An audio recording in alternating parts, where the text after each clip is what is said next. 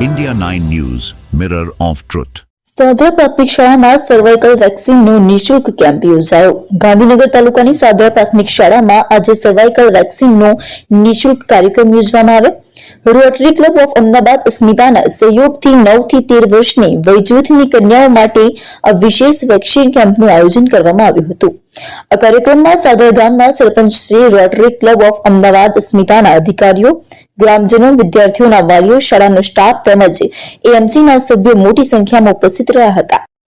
Rotary ક્લબના અધિકારીઓ દ્વારા કન્યાઓના સ્વાસ્થ્ય માટે સર્વાઇકલ વેક્સિનનું મહત્વ સમજાવવામાં આવ્યું અને ભવિષ્યમાં થનારી ગંભીર બીમારીઓમાંથી બચાવ અંગે જાગૃતિ ફેલાવવામાં આવી.